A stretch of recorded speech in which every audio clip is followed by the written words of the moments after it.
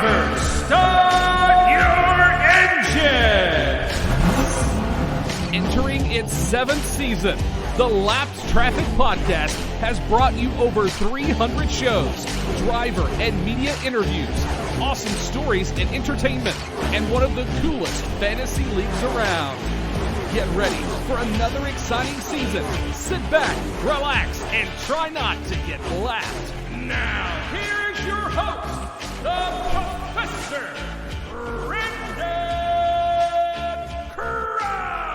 What is up, Lap Traffic Nation? Welcome to episode 320 of the Lap Traffic Podcast. I am your host, the Professor Brandon Crowd. Hope all is well. Hope everyone had a great weekend. Can you believe it? We are officially in playoff mode.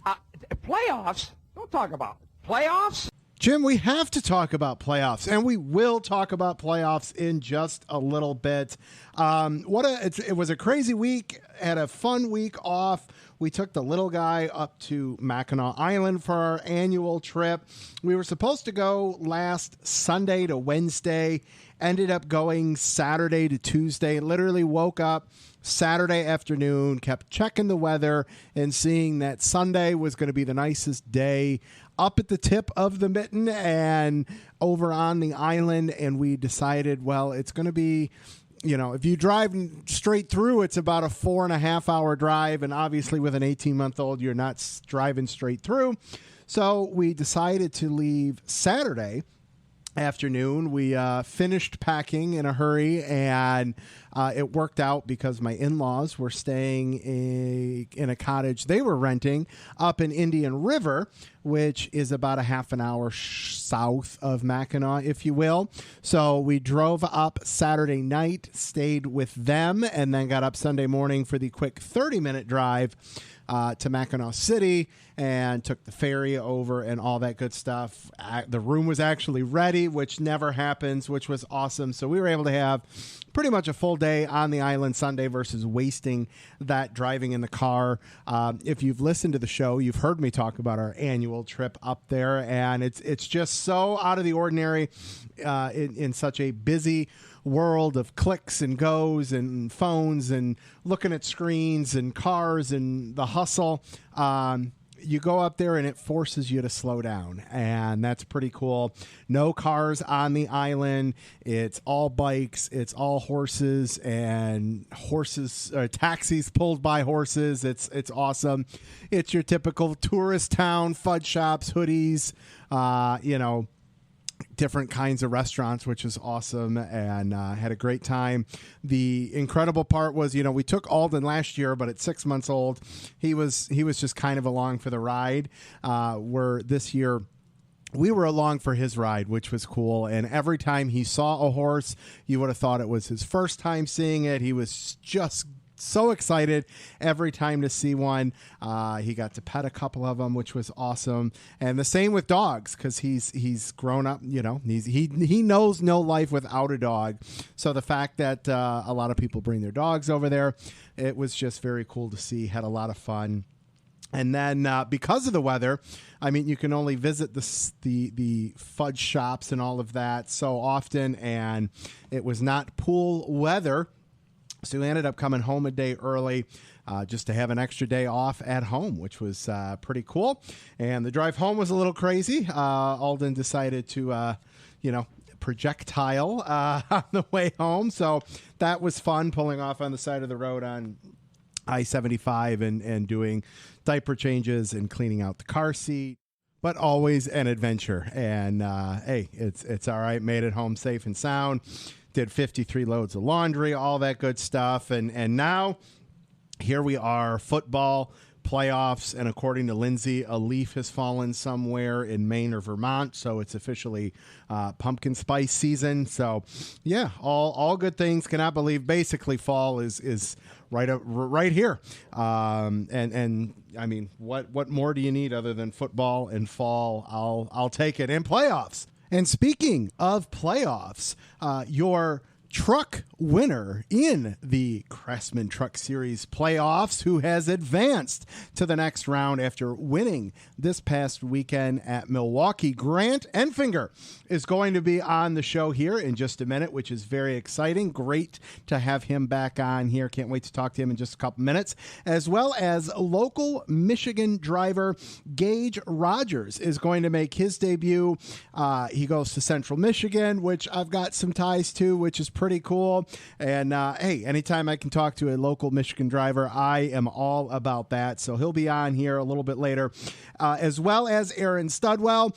It is tradition that him and I get together and break down some Big Ten football, Michigan football, MSU, OSU, all that good stuff. So I will put that on at the end of the show, so that if you don't care to hear about it, you don't have to, and you can dip out. And you'll know when you hear Aaron, then that's when you can cut out if you're not here for some football talk and have a little fun there. As well as RacingKhantz, Mr. Andrew Cantian, good friend of the show. He's been around a long time, and he's made some headway and some news, if you will, last couple of weeks. And if you know, you know. If you don't, you'll find out. And we're going to have some fun. He's going to come on for a little bit as well. So there you have the rundown. Oh, and of course, we've got to talk some lap traffic fantasy. We'll do that. Normally that closes the show out, but we'll do that just before we close the show out with Aaron and myself. And we've got Andrew, you swept segments 1 and 2. We got 24 players that have made the playoffs, and we're cutting 12 off for the first round. And it is truly anybody's game, but I'll get to that in just a little bit. So without any further ado, let's get Mr. Grant Enfinger back on the line. All right, Lap Traffic Nation, joining me on the line this weekend's past winner of the Clean Harbors 175 at the Milwaukee Mile. He is making his 8th appearance on the show. He's going to the next round of the playoffs. Driver number 23. Welcome back, Mr. Grant Enfinger. Sir, how are you, man? I'm doing great. Appreciate you having me on. Absolutely, man. Thanks for coming back on. Appreciate the support over the years and all that good stuff. Before we get into the total dominating performance you had this past weekend, we have to start with a little college football, because I'm doing a little football talk tonight on the show as well. Bama, man, pre-ranked number 4. How you feeling about your boys this year? I always feel good about Nick Saban and his guys. So I feel like just being ranked right there, maybe it'll give them a little extra motivation. So, overall, I feel like still Saban still has a few years left in the tank.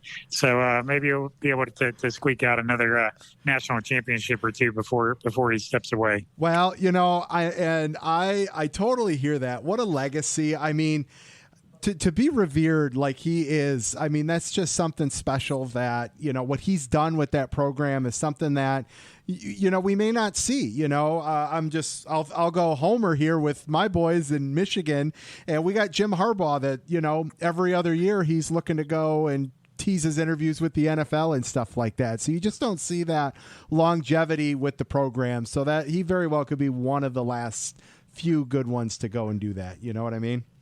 Yep, absolutely. So, and it's taken all Harbaugh how many 6 or 7 years to finally get decent. Yes, so yes. There you go. But they were legitimately good last year. So I was calling for his head 4 years ago. Yeah. No, college football fans are brutal. We are. So. Well, man, let's talk about the season. 3 wins, 10 top 10s. What's now that we know, which obviously we didn't know up until last week or so with GMS, but talk about your season as a whole as we're one race into the playoffs, and what the outlook looks like now that we know that GMS will no longer be, unfortunately.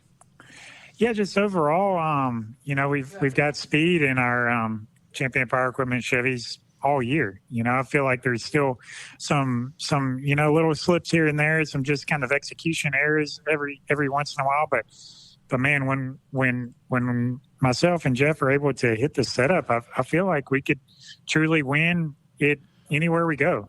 That's something we didn't have last year, but that's a testament to all the hard work from everybody at GMS Racing and GMS Fabrication. So I feel like, if we do our job, we can contend and we can win more races. So last year, I feel like if we did everything just perfect, okay, we could have fifth place speed, but we couldn't have race contending speed. So as a driver and a crew member and a crew chief and all, that's what you want. Sure. You want your stuff good enough to where, hey, when you do your job, you can do what we did on Sunday and go out there and lead laps and contend for a win. So I think just overall our stuff is in a really good space as far as performance goes. We still, like I said, we're still making some little minor errors that typically myself and Jeff don't do, just some little stuff we got to clean up. I think, but before we get to the end here, but that's part of racing. Always looking for perfection and trying to make the stuff better. So yeah, it's obviously rough news last week. Understanding that GMS is going to dissolve basically at the end of this year, but all of our group on the 23 team and everybody that I've talked to in the shop and at GMS Fabrication, they're wanting to do everything we can to bring home this championship, and nobody's holding us back. Nobody's trying to, keep us from spending or anything like that. We had a brand new truck in Milwaukee. Everybody's effort has been there all year long, and everybody has stayed really, really focused. So, it's unfortunate, but I feel like, overall that GMS is handled it as good as he possibly could. And nobody wanted to hear that news. Nobody wanted it, but now it adds clarity on us, and there's not a question mark.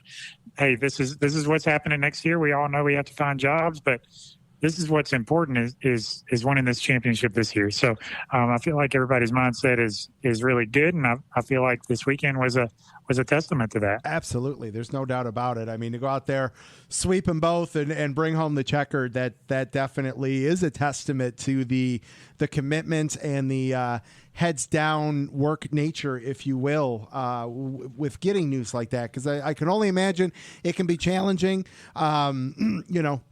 to stay focused when you're worried about, oh man, I don't know what, next year, next season, however you want to phrase it, holds. But, it's something that I know, unfortunately, you've been in a similar situation before, and here you are back in another full-time ride and contending for a championship. So I have all the faith in the world that we will be seeing Grant Enfinger in some capacity next year. So, Grant, I want to talk about the upcoming schedule in terms of what's left for the Truck Series. There's only 5 races to go. Yeah. 5. Kansas, I don't want to say is irrelevant just because you're already into the next round. But when you look at Bristol and Dega and Homestead and Phoenix, man, you got to feel pretty good about those, because I went and looked and I'm like, man, whether it's their wins, some top fives, these are all tracks that you're very comfortable at, I feel like. Yeah, it definitely is. But yeah, the second round is going to be tough. I feel like we've done a much better job this year than we did last year as far as accumulating some playoff points.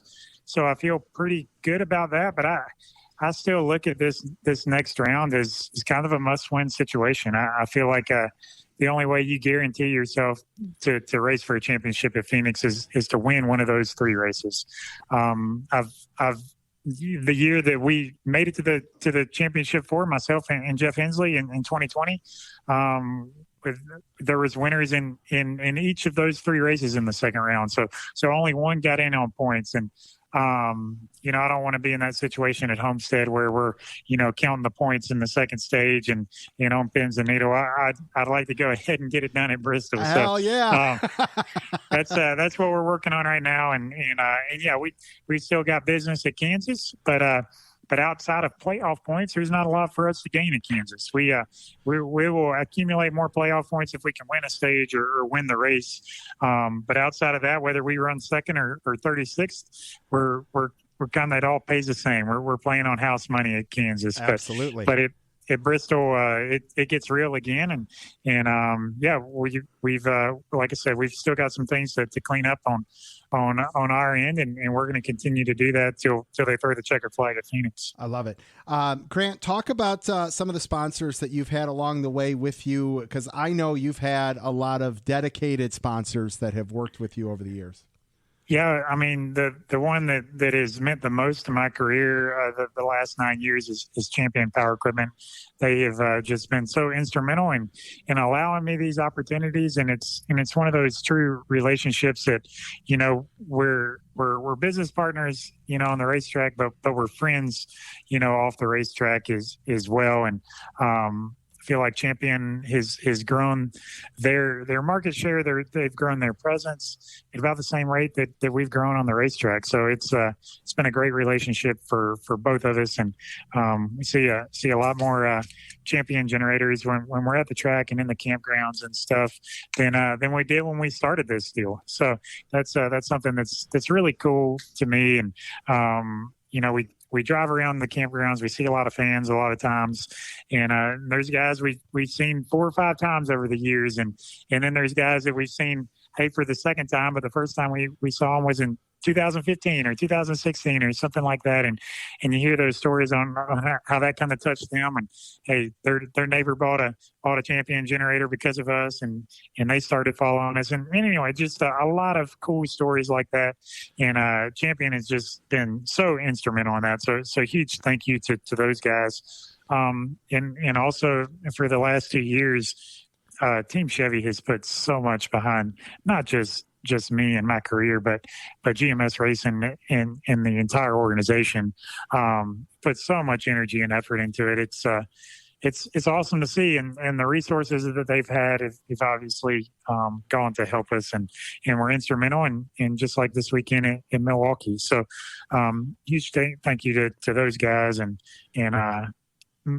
Mike and Maury and Spencer and Ron and everybody that's a part of this organization. So huge thanks to all those guys. That's awesome. And you know, you have a sponsor that you've worked with, and it's something that's a direct purchase, right? So that is really cool when you can see that payoff and know that, you know, the investment's done well, both for you and for the sponsor, that, like you said, you know, over the 8-9 years, incrementally seeing more and more at the track because of that, you know, direct hit, and seeing your truck go around the track throughout the country. That's a cool payoff that you don't always get to see with some of the sponsors, depending on what, you know, if there, you know, is an actual direct consumer product. So that's really cool. That's what makes relationships last long term, when it benefits everybody. So it truly has, and that's something that's been really awesome to see on everybody's behalf. So that's really, really awesome. I love it, man. Well, listen, Grant, thank you so much for the time and coming back on the show. It's always a pleasure to talk to you. I hope you enjoy opening weekend with Alabama. You know, kick some ass at Kansas, and I hope to be able to reach out to you here in another 8 weeks or so and have you on to congratulate you on a championship. That would be awesome. That's our intention, and I feel like it's our time to do it. So thank you so much, and I appreciate everybody for following along. Awesome, man. Thanks so much, Grant. We'll talk to you soon. All right, Lap Traffic Nation, there you have Mr. Grant Enfinger. Love catching up with him. So great to have him a part of the show so much. Appreciate his support without any doubt. All right, what I'm going to do next is we're going to get a local Michigan driver on the line, Gage Rodgers, and talk to him for a little bit, hear his story and all of that. And then after that, longtime listener, follower, Andrew Cantsian is going to come on, and we're going to talk some racing. And then after that is when we'll do some Lap Traffic Fantasy, as well as close things out with the doctor, Aaron Studwell, for some college football. So still plenty to go. Don't go anywhere. And right now, here is Gage Rodgers. All right, Lap Traffic Nation, joining me on the line, making his first appearance on the show. He is a local driver here in the great state of Michigan. Welcome to the Lap Traffic Podcast, Gage Rodgers. What's up, brother? How are you?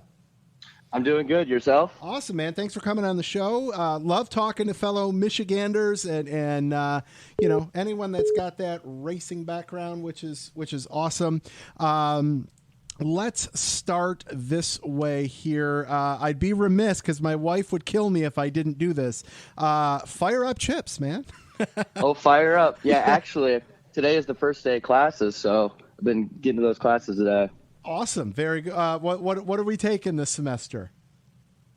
I'm a logistics major, so mainly like accounting and Excel and information system type classes.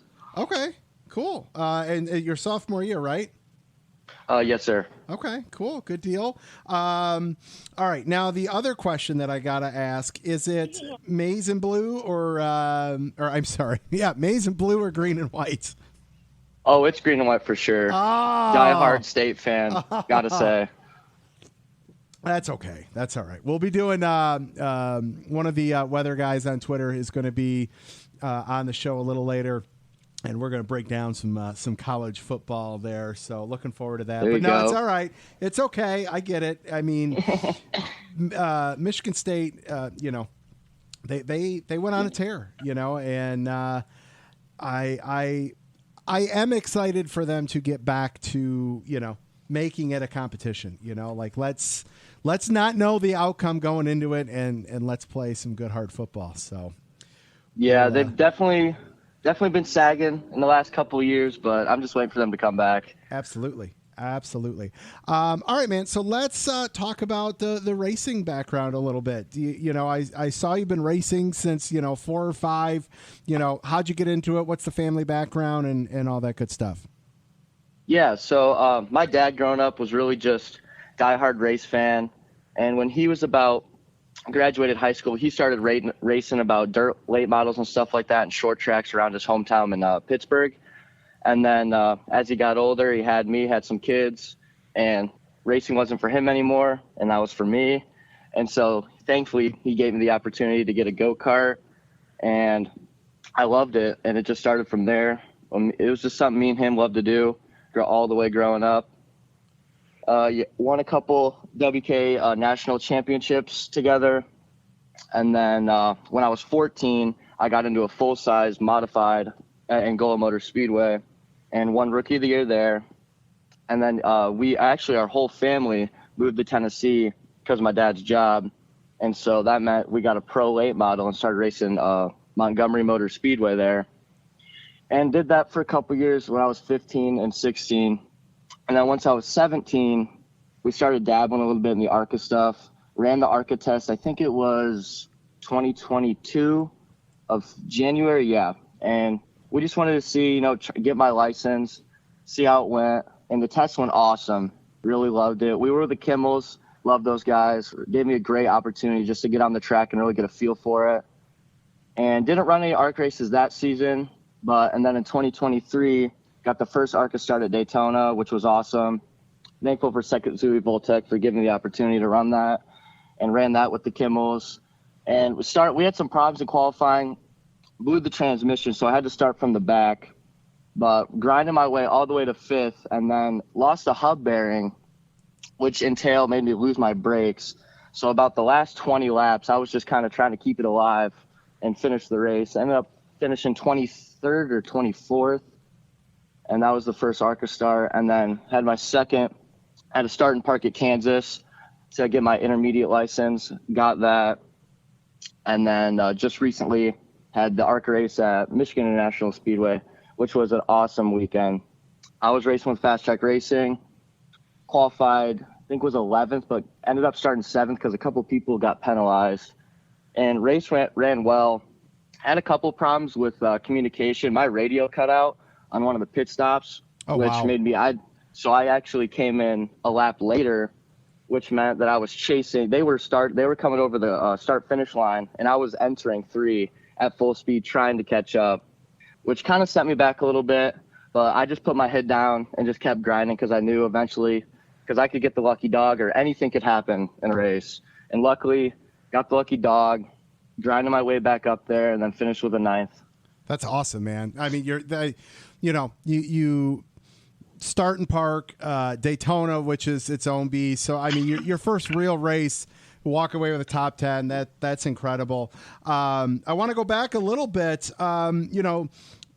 You mentioned the family background racing, the early start there. What part of Michigan are you guys actually from?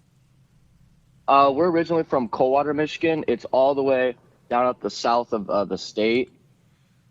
Yep. No, so it's kind of by Jackson. Yeah, a little very bit familiar. Yeah, no, for sure. Okay, so talk about the balance of college and racing, because that can't be easy. Yeah, it's definitely a grind, because I mean I was actually at Daytona before qualifying in the motorhome. I was writing an essay that I had to turn in, that I turned in right before qualifying. So I'm always doing both at the same time. Sometimes it's hard to manage, but if I just put my mind to it and just don't concentrate on distractions, it's usually pretty easy. That's awesome. I actually taught for a couple years at a local university here in Michigan, and I'd have students come up to me. I'm not sure if you've ever heard of Wayne State, but I taught there for a couple years, and I'd have student athletes come up and be like, "Hey, can I get a little an extension? I'm going to be traveling for the team with this or that, So, do you talk to the professors? Hey, I'm a professional race car driver, and I might need a little help here or there, or do you, just try to plug and chug? Yeah, no, I always go up to my professors usually first class. I always go up, introduce myself, just so they can match a name with the face, and there's kind of a personal connection, because that always goes a long way. But today I actually had to talk to a teacher, because usually here, at least the teachers I have at Central are usually really strict about deadlines. And some weekends I'm gone Thursday, Friday onward, maybe even Mondays. Sure. So I usually always go to my teachers and notify them. And at first they're shocked when I'll be like, yeah, like I'm a NASCAR driver, I got a race. And at first they're kind of questioned, and I show them like, oh, okay, so you actually do it. All right, I'll give you the pass. Sometimes they really don't believe me. Right? No, that's funny. I love it. That's good times. So what was it like at Michigan, pulling in, knowing you were going to, you weren't there as a fan. You were going there to actually race a race car, being your home track. Oh, it was just a lot to take in, because I remember growing up, like going to Michigan, going to the races with my dad. We'd always go there, enjoy the races. And me there as a kid imagining that like one day I'd want to race there. And then when I showed up and walked out on the front stretch, it was unbelievable. That's great, man. No, that's very cool. Have you gotten to talk to Charles Kral much over in Arca? Has he taken you under his wing a little bit, I hope? I have not had too much to talk with him, but hopefully more in the future. Absolutely. He's a great guy. He's a big fan of the show. He's been on the show probably 20 times plus, if not more. He's just a great guy and just someone that just loves what he does in racing. So hopefully you and him get to become best of friends as your ARCA career continues to advance and grow. What's the outlook for the rest of 2023? See, right now, I mean, we're trying to put together some races, but the main thing we're really searching ship is a sponsorship. I mean, that's the part where I'm grinding for right now, just trying to pull it together, just get one or two more races under the belt for this season to try to get myself in a good position for next season. Sure. Same thing for next year. Are you going to try ARCA, more part-time, full-time, any other series that you're looking at running? Well, so I'm still going to be running my short track late model, probably around Michigan, maybe Berlin Speedway and Winchester. Awesome. But moving forward, definitely trying to get into more of a maybe part-time season position instead of just one or two races. But that all just comes down to the sponsorship that I have that gives me the ability to do that. Sure. No doubt. Any sponsors that you do want to give a quick shout out to? Yeah, Sekisui Voltec, they're my main supporter, and they've just been awesome. They came under on the car for Daytona race, which they were a little hesitant because they're out of Coldwater, Michigan, and they've never sponsored anything big like that before. Sure. And it was a new venture for them. And it was just a great experience to have some of the employees come out and for them to see the logo on the car, because they really loved it. That's awesome. Very cool. Very cool. All right, Gage. Well, listen, man, thanks for coming on the show. Look forward to, keeping in touch with you, being a local Michigan guy and, following your career, and best of luck to you down the road, man. Yeah, thank you. Thank you for having me. Yeah, no problem, man. Take care. All right, Lap Traffic Nation. There you have Gage Rodgers. That is a tongue twister of a name. I definitely have to slow myself down with saying that there. Can't wait to keep up with his career and all of that good stuff. But right now, we're going to keep going. For those that have missed, and I actually appreciate the few tweets that I've gotten or text messages of, man, I miss the old school, 2-hour, 3-hour lap traffic podcast shows.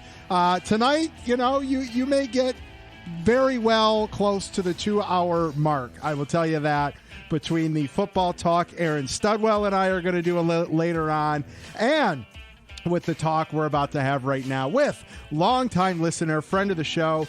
He has been making some headlines at the tracks the last couple of weeks with his, Denny Hamlin sucks shirt. His pictures popped up across social media. Welcome back, Andrew Denny Hamlin sucks Khantsian. What's up, brother? What's up, man? What an introduction. I tell you, when I do it right. Yes, that's what she said. Yes, I love it. Oh, man. All right, well, let's see here. Let's start with this. Well, first of all, the music going on right now is catching up with Lap Traffic's intro, which was the segment that I debuted earlier in the year. Was able to do it 10 times. I loved the concept of being able to talk to people that have been to the track, followers, listeners, actual fans, and just timing and all of that. I just wasn't able to keep up with it that much, but it's appropriate for this start of things because you've been to Watkins Glen and Daytona over the last 2 weeks, which is absolutely awesome. So you covered some ground. You went from, the north to the south. How'd you make all that work? I clicked the green button to work extra quite a bit. I seem to be doing a lot of that this year. Green button and traveling to races. But I'm really thankful that I've had so many opportunities to go to races. That I'm able to do something that gives me the financial backing, so to speak. Sure. To let me go to those races. Big boy money, as we call it.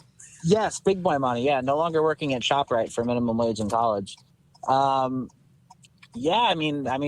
was my fifth race, I think, this year. So I've been all over, not just NASCAR. I did the 24 hours at Daytona. That was awesome. I went World of Outlaw Racing and New Smyrna. So we've done quite a bit this year, and I got one more left coming up here at Homestead here in a few weeks. What was New Smyrna like? What would you compare that to, from a track feel, pulling up to the track as a fan?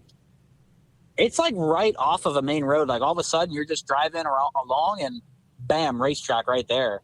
It's a really, really cool little grassroots place. I really hope SRX goes there next year, to be honest with you. Oh, that'd be cool. I think that would be cool. Or if they can get up to Volusia, because I really want to go to an SRX race. That's kind of the next thing I would really love to check that box. So fingers crossed for that next year. I tell you, they were loud.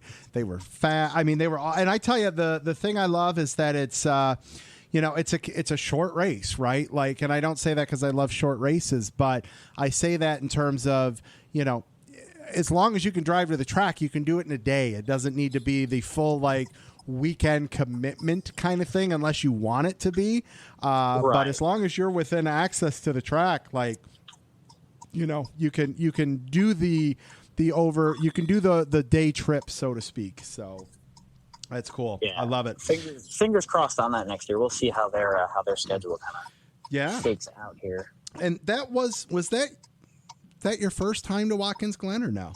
Yeah, that was my first time to the Glen because that used to be about a 4.5 hour drive from where I was staying with family. Was that was that your first road course?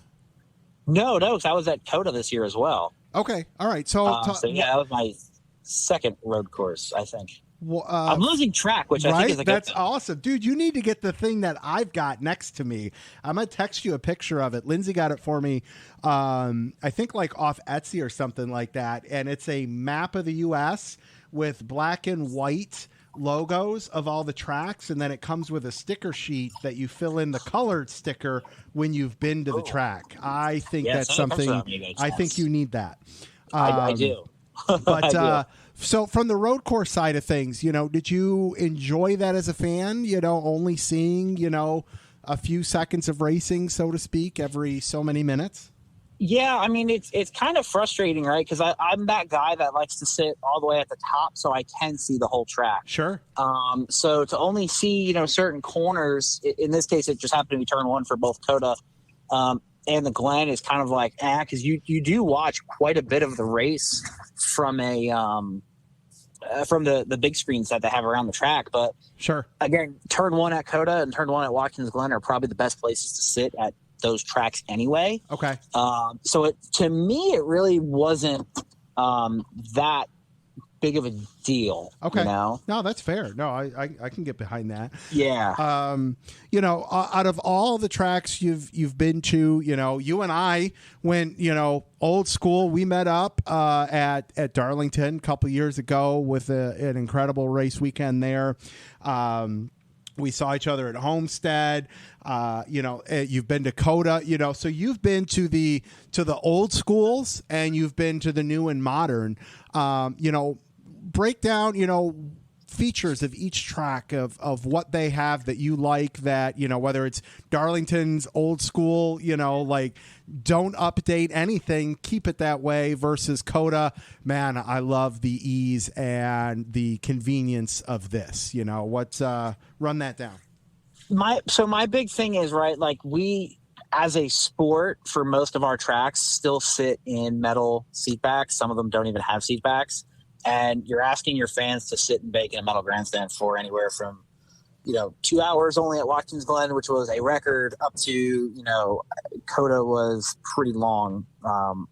So I think the seating at Daytona and Coda with plastic seat backs was pretty good, because you didn't have that, I'm sitting and roasting in the grandstands. Sure. Where when you go to, like North Wilkesboro and Darlington, you're sitting with no seat back, your back kind of starts to hurt after a while. So that, just little comfort things like that. Absolutely. You and me are diehards, right? We don't always need the whole, we don't need to be entertained every 10 seconds by something, because to us, the racing is inherently entertaining. Yes. So I don't mind going to a track like Darlington or Wilkesboro and being like, there's a little bit less to do here outside of the midway and the fan stage, but yep. I'm okay with that. Well, I'm with you. Like for me, depending on, am I going as media? Am I going as a fan? Am I going to a track I've been to? Am I going to a track I've never been to? Like those are 4 different categories for me, and all 4, I don't want to. I'll use the word expectation, but that's not the reality of it. All 4 have different outcomes and things that I know either will or won't happen. And you're right. Like I didn't want media first time at Darlington. I wanted old school. I wanted to sweat my nuts off in a tent. I wanted to do that. Like now at 40, going on 41 now, I don't know I necessarily want to do that particular thing right, again. Like I want to be comfortable, right, and I want to have this real thing called cell phone service that most tracks still don't have. Oh my God, it's so bad. Yes, I'm with you.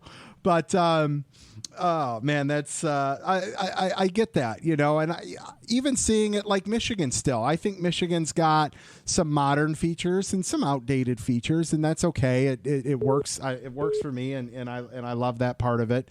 But I think that there, depending on the track, you need to have certain capacities and capabilities, I think.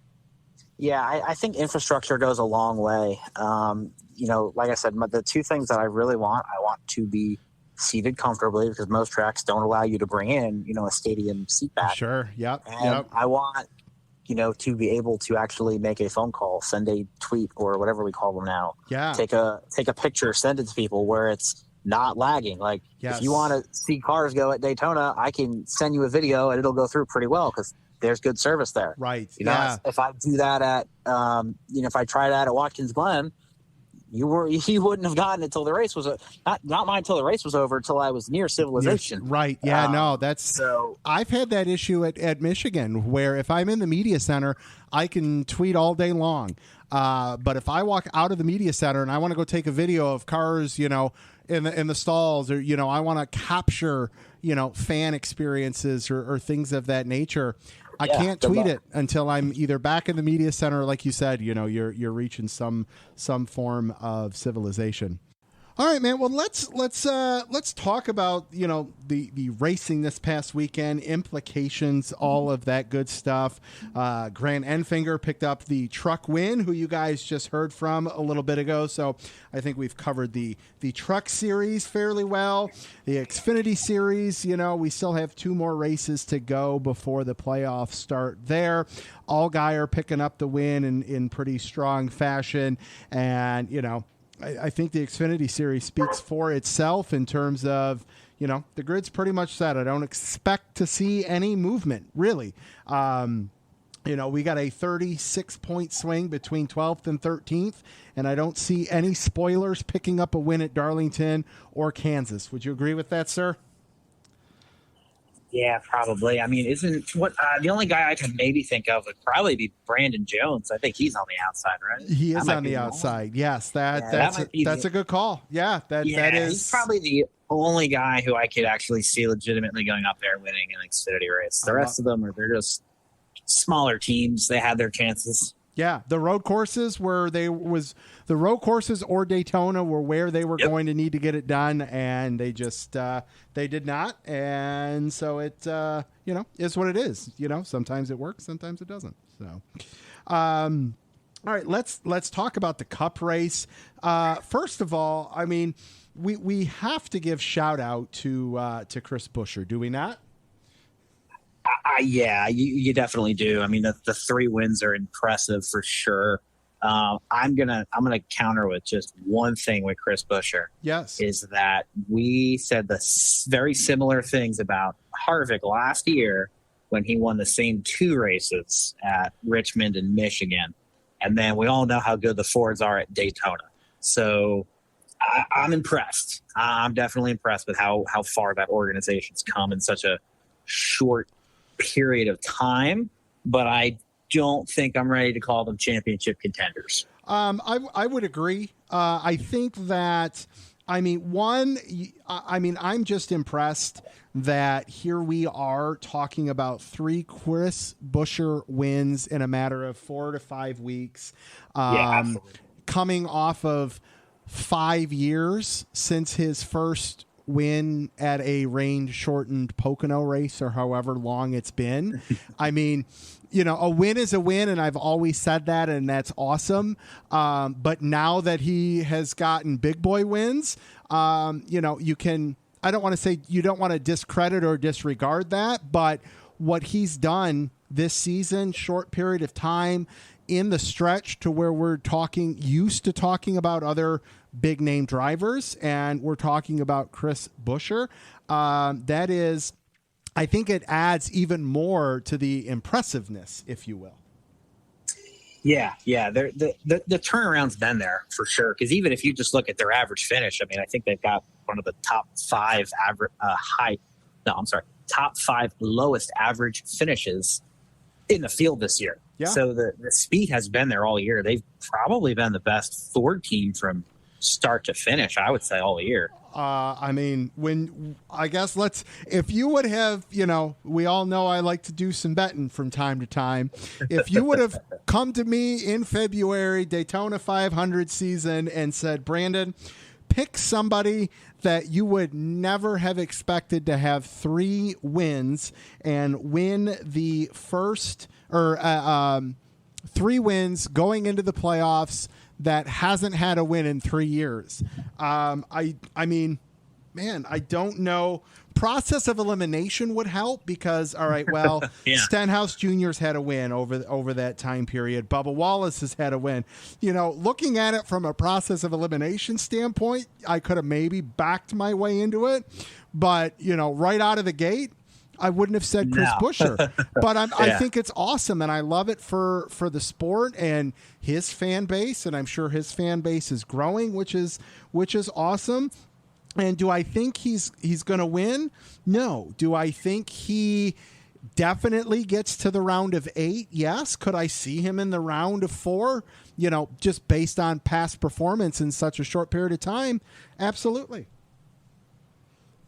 So that's anything is possible, and they're hitting on all right cylinders. If these 3 wins came in March or April, I may be less confident in that statement. But when those 3 wins are coming in August, September, that's the time to shine.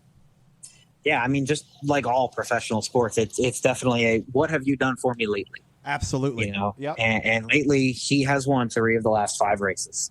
And with that, he gains himself 15 championship points right there, along with whatever other playoff points he got from wherever he finished in the point standings. I don't know. I don't have that in front of me, but he definitely was up there in points. So, you add another, let's just say 5 playoff points to that, you're now at 20 playoff points. So you're ahead. You're already starting in that top 6, let's say, every round.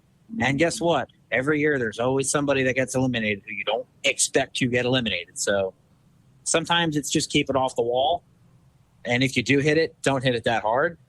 And you're going to find yourself making deep playoff runs sometimes. Oh, there's no doubt about that at all. Speaking of playoff runs and those that didn't, I mean, I know you're a very big Chase Elliott fan who did not make it. Alex Bowman did not make it. Coming off of last year where HMS very competitive. 2 out of 4 did not make the playoffs. Byron is tied with Martin Truex Jr. as far as from a seeding goes with 36 playoff points. A lot of that is due to early performance, like I was talking about a few minutes ago. Early wins and playoff wins.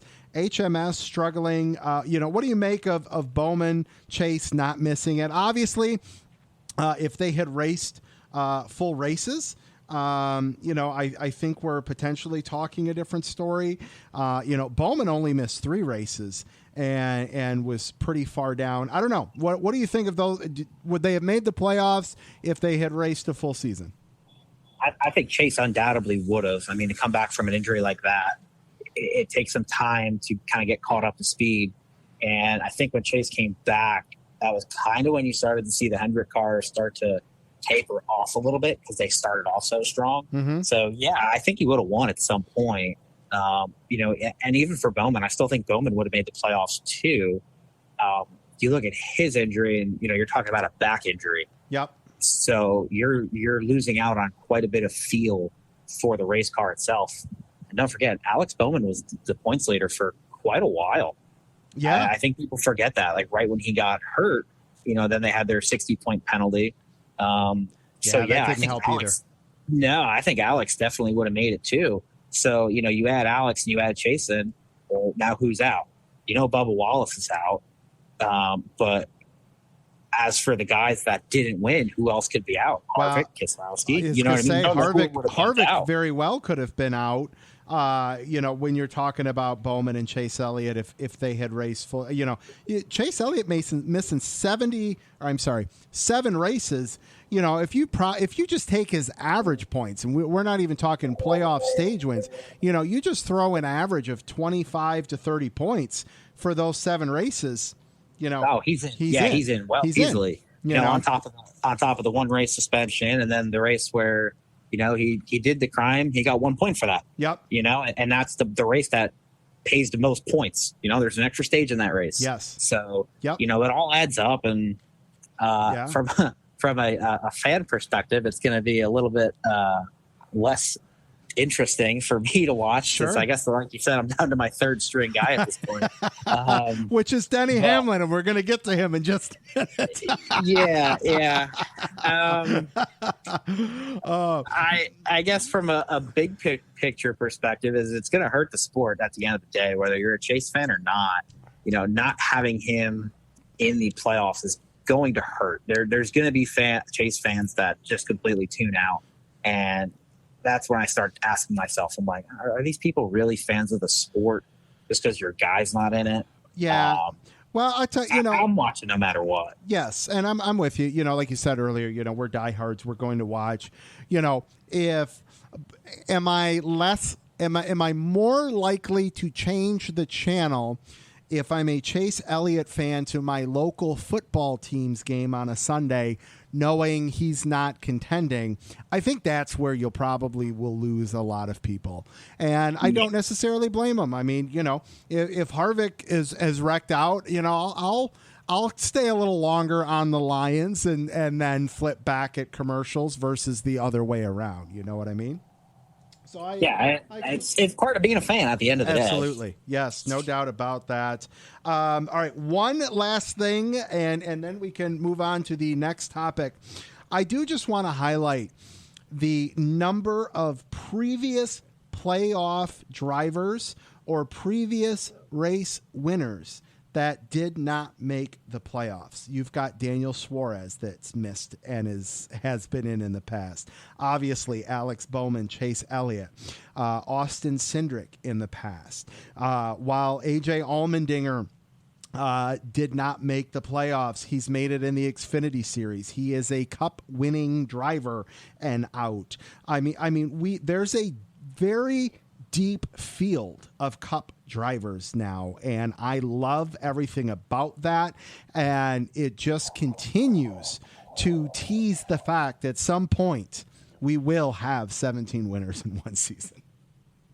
Yeah, especially with the way this car is now. You know, you have to ask yourself, you know, this is the second year in a row a huge name has missed the playoffs. Yes. And remember, Martin Truex missed it last year. Yes, absolutely. Absolutely. It was rare where guys in the prime of their career, which I think it's very fair to say that Truex still is in, and Chase is still in the prime of his career. The last time I could think of that when they expanded the playoffs like they have is when Joey Logano missed it. Yep. And he came back and won the championship the next year.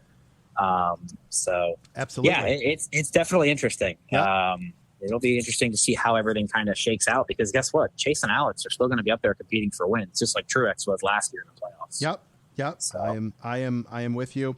All right, let's do a quick fan recap here. We'll get your takes, mine, and we'll do some social media, and we still have to talk about Denny Hamlin and do some lap traffic fantasy here. So I sent the question out to you guys. Who are your first 4 out who do not make the round of 12? Dave at DB Craig says Wallace, Stenhouse, McDonald, Chastain. At lady _Trey _13, Wallace, Suarez, Stenhouse, Reddick. At Zin will win, Wallace, Stenhouse, McDowell, Harvick. At Living Room War Wagon, Stenhouse, Harvick, Keselowski, Blaney. At Colin _with _cars, Stenhouse, McDowell, Chastain, Harvick. At 1985 Wagner, Stenhouse, McDowell, Wallace, Harvick. At Lost _10 Socket, Stenhouse, McDowell, Wallace, Harvick. So there are some trends out of all of those. 4, 5 have Wallace out, 4 have McDowell out, 4 have Harvick out. Mr. Andrew Canty, and I will ask you, who does not make the round of 12? Well, you always get those surprise winners throughout the year, right? Yeah. And I think this year those surprise winners, the guys that kind of, I don't want to say back their way in because they earn the wins, but the lesser guys on the playoff field undoubtedly are going to be Stenhouse and McDowell. So those are going to be 2 givens, I think, right there. As for, Bubba, the 23 team, they do a really good job at self-imploding. And the tracks aren't really their strongest. They have a good shot at Kansas, but I don't know if it'll be enough for them. So I'm going to say Bubba too, considering he also has 0 playoff points. And there's always a surprise out in the first round. And I think this year the surprise will be Joey Logano. Wow. That's big there, man. Sam Logano out. Okay. I am going to go with Bubba. I'm going to go with McDowell. I do not think the first 3 races play to their nature. Darlington, Kansas, Bristol. If the Roval was in the first round, not even to say he'd go out and win it again, but I would say McDowell could go and point his way. If you had the Roval and Talladega in the first round, I'd probably almost guarantee McDowell would make it to the next round because of his road racing and plate racing. But these are, your mile and a halves do not play to speed with McDowell. You've got Darlington and Bristol that are just some challenging races. So I am going to have Wallace, McDowell, and Stenhouse. I totally get where everybody has Harvick out of the first round. However, Darlington, Kansas, and Bristol are 3 tracks that have been very, very good to Kevin Harvick in the past. And so I am going to, homer and fanboy out with it, but also, look at what Kevin Harvick is able to do at those tracks. So I do think Kevin Harvick makes it through. I also get Keselowski. However, Keselowski's got a couple wins at Darlington. I think Kansas as well. I am going to go. I'm going to say maybe a Tyler Reddick. I see him maybe wrecking and getting behind early and not maybe being able to make up a points gap there. So I'm going to use him as my off-the-wall surprise that doesn't make it to the next round. Yeah, I can see that. I mean, like his teammate Bubba, they self-implode. They always beat themselves, whether it's pit crew, driver, crew chief. There's a theme there with that team for whatever reason. Sure. Yep, absolutely. All right. All right, here, you know what? Let's, I am going to do some shameless plugs real quick. Let's do some Lap Traffic social media. Everybody, make sure you check out the website, thelaptrafficpodcast.com. Follow on, Twitter at LapTrafficPC. All of the good stuff. You know where to find the show. Don't forget to leave a review. If you've made it this far into the show, leave a review. Tell your friends. Just did a massive giveaway, which was awesome. Picked up close to 100 and some followers, which was great. So thank you to everybody that retweeted and followed and all that good stuff. And we'll do another one here at least before the end of the season. I've got stickers and koozies to give away. All you have to do is get a hold of me in any fashion. Email me, reach out to me through the website, thelaptrafficpodcast.com, DM me. I will be more than happy to send some out to you. So there we go. In the realm of social media, Mr. Andrew Cansian. Where could you be going? Where could you be going with this? As I mentioned, there's a group text between you, me, and Sherwin, and occasionally there's some interesting conversations, whether it's football, whether it's baseball, whether it's NASCAR, whatever the case may be. And you sent a picture as like, this is my shirt that I'm going to wear. So plain, so simple. There's no glitz, no glamour, no nothing. Just 3 words on a white T-shirt. Denny Hamlin sucks. And, I mean, I appreciated the humor with it. I do. Denny obviously catches a lot of flack from those that are not in his fan base. And, that makes the sport and that makes the sport go round. And I totally get that. And here's the thing, when you talk about Denny Hamlin, when you talk about Kyle Busch, they have their diehard fan base and they have their diehards that are not in their fan base. And they embrace that, and I think they appreciate that just as much as they do their fans, even though they're not contributing to merchandise more than likely. But so let's start with this. Where did the disdain start for you with Denny Hamlin?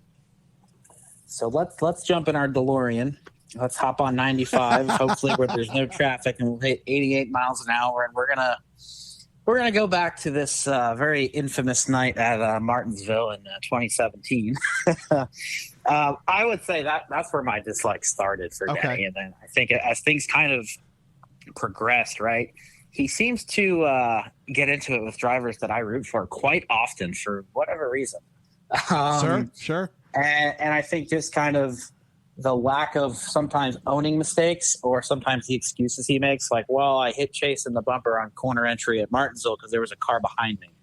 Yeah, the aerial shot shows otherwise. Sure. Danny. Yeah. I think just the way he reacts to certain situations, it's kind of like a woe is me. Okay. And even the situation with Larson this year at Kansas. And for one, I'm not a Kyle Larson fan in the least either, but he was kind of owning that and celebrating that. But when the roles are reversed, he's the one, calling people hacks, saying that they're terrible, this, that, the other thing. So it's the hypocrisy as well that kind of has turned me off from that driver. Fair enough. So fast forward to Watkins Glen 2023. You wear this T-shirt, which, to be fair, I got to be honest with. So backstory for my professional wrestling fans that I'll reference here. I came up with a creative shirt that I wore to SummerSlam. I don't know it made TV, but there's a guy that sits ringside at every major event, and he's known as Green Shirt Guy. Well, I wish I had the disposable income of Green Shirt Guy to be able to go and sit in that seat for every major show, but I did do it for SummerSlam, and so I made a shirt on a green shirt that said Green Shirt Guy Wannabe. So I appreciate the humor and the thought process behind a good creative T-shirt at a sporting event. So you wear this shirt, and how long before you walk through the gate at Watkins Glen as soon as I walked through the gate. Like, as soon as I took my ticket out, they scanned it, and I walked through. I think I had 3 or 4 people that are like, holy crap, that shirt's hilarious. I'm like, oh, yeah, thanks. And then, so the midway at Watkins Glen is inside the tracks. You got to walk over the pedestrian bridge over turn 11 to get back and forth. And, dude, as soon as I got over there, it was on. I had no joke about it. I think about 50 people walked up to me saying that they love my shirt. That's awesome. Well, I met a fraternity brother of mine there. He came later in the day with his dad, but I'm walking around, I'm seeing the driver appearances, the merch haulers, this, that, the other thing, and I see like an HMS trailer. I'm like, I wonder what that is. And I wonder why there's like average Joes like myself with a regular ticket standing over there. So I go over there. I don't think I told you guys this story yet. So you all get to hear it for the first time now. Excellent. And I see that Chase is actually doing a corporate meet and greet with, I guess, the folks from Napa. So as you can imagine, surrounded by Hendrick fans, they all love the shirt. Of course. And then one of this woman from the event comes up as well. She goes, I love your shirt. And I laughed and I said, oh, thank you. You're only about the 30th person to tell me today.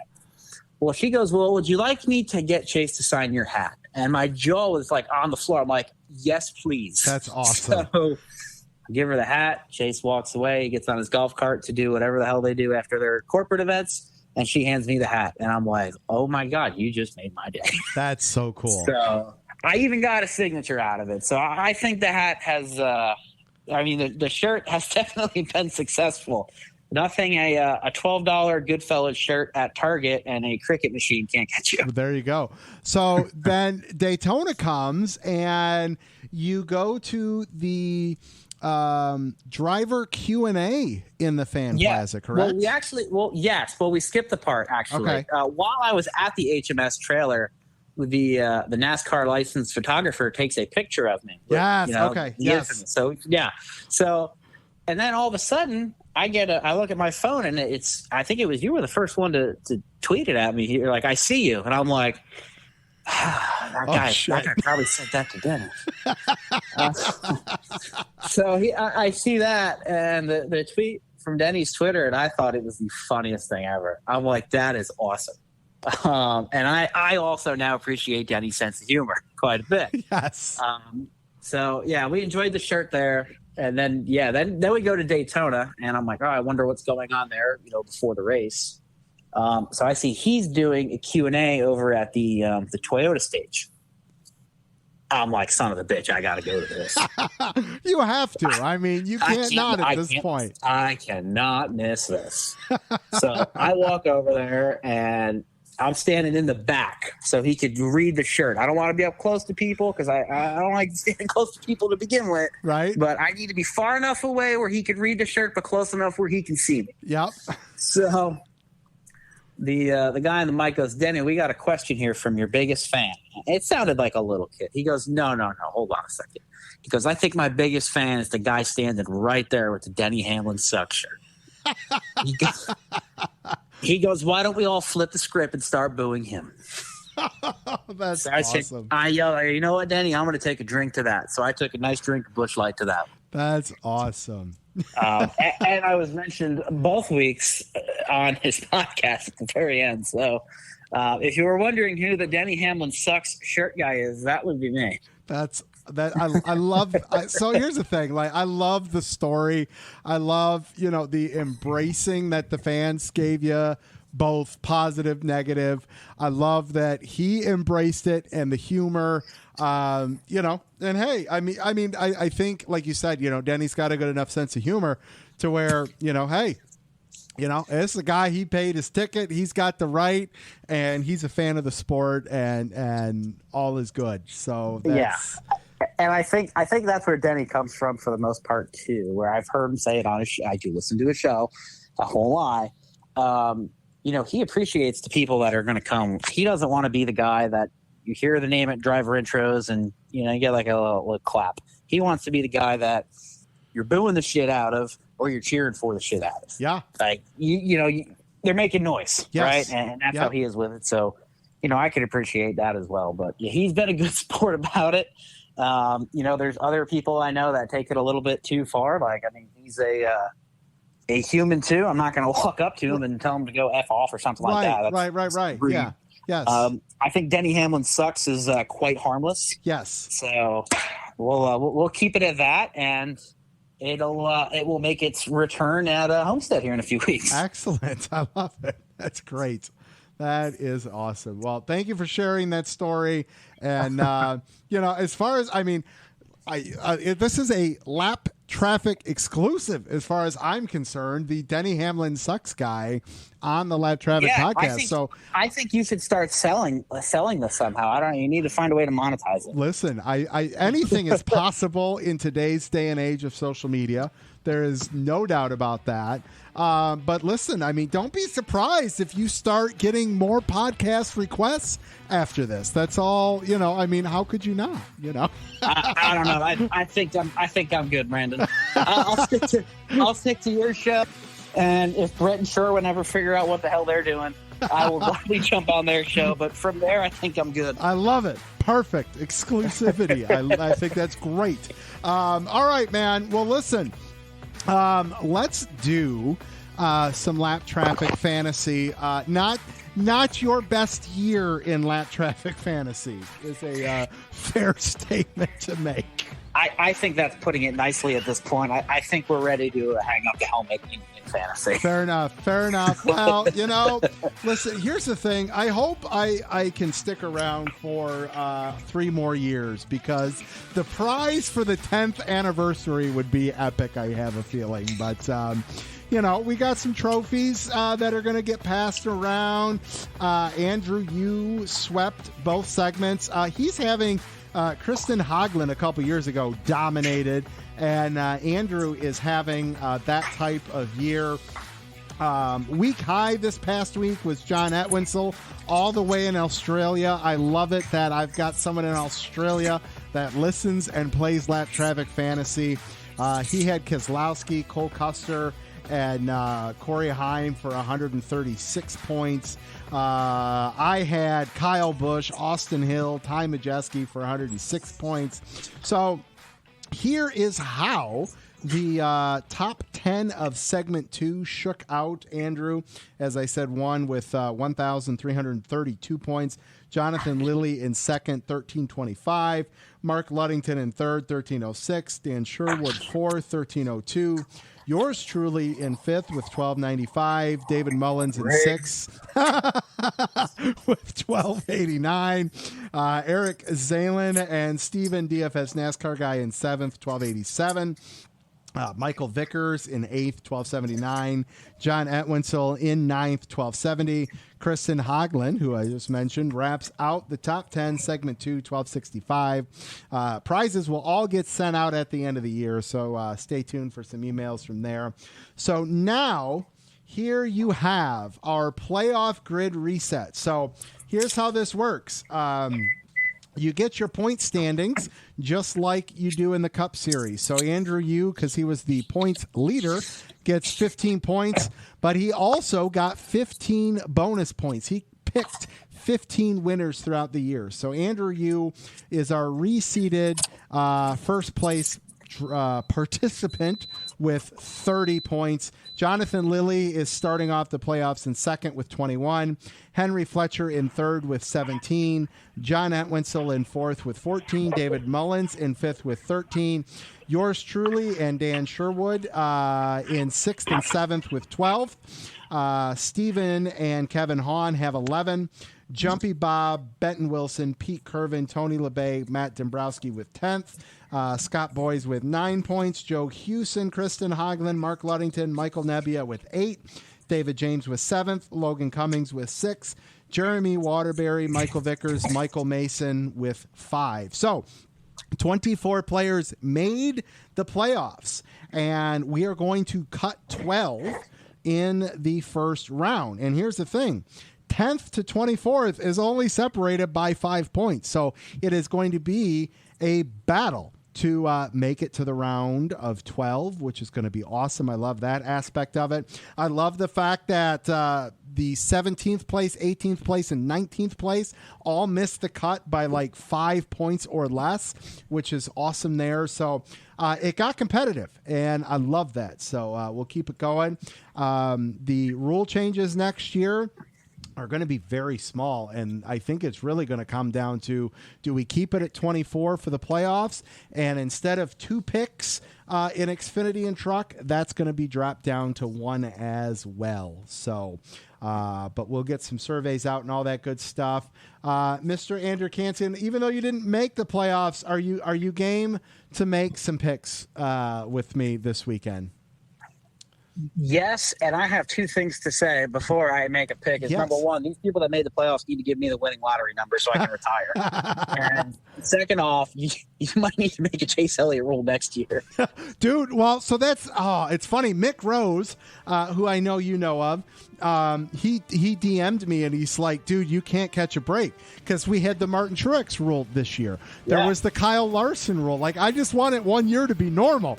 Wasn't it last year you had Nemechek too? You could just pick him like out the ass in Xfinity. Yeah, well, that's year? This year. That's this year. Yeah. Oh, it is this year. Okay. Yep. Yeah. So that is that'll be a thing. So next year, Bowman and Chase Elliott could very well throw a wrench, as they will be unlimited participants. So there you go. All right, it is time to kick off the playoffs, and it's at the most perfect track. I feel like we are going old school to Darlington, where Eric Jones picked up the win last year to kick off the playoffs. William Byron picked up the win earlier this year. The 24 team started off with a bang, but HMS has cooled off, especially with 2 out of the 4 not making it to the playoffs. Who will start the playoffs strong in the Cup Series and in Lat Traffic Fantasy? Can anyone knock off Andrew Yu? We will find out this weekend, but first it is time for our picks. All right, I know it's for shits and giggles for you. Xfinity Series, who do you got? Let's go with John Hunter Nemechek. I will agree with you, and I'm going to play it safe in Xfinity, and I am as well going to take John Hunter Nemechek. Cup Series, sir, who do you got? I'm going to homer out, and I think this is the week I hear the siren, Chase Elliott. Fair enough. I mean, I love spoilers, and of course, Bowman and Chase Elliott are going to want to go out there and win any race they can to play spoiler to the playoff guys. I am going to go with the 6 of Brad Keselowski. He's done well. I don't want to waste any picks, and I think I've got enough cushion. And I think Keselowski still might have a win left in him this season. So I'm going to go with the 6 of Brad Keselowski. Alrighty, sir. Well, listen, thank you so much for coming on. Everybody go follow at RacingKhantz. He'll be tagged in the show tweet as well. Go give him a follow. And I can't wait to see what your next race holds for you for a social media perspective. Everyone, don't leave just yet because I've got some football talk with at RacingWeather. Sir, we will catch you on the flip side. Absolutely. Appreciate you having me on, and hope everybody enjoys shipping their Christmas gifts at UPS. Excellent. All right, man. We'll catch you later.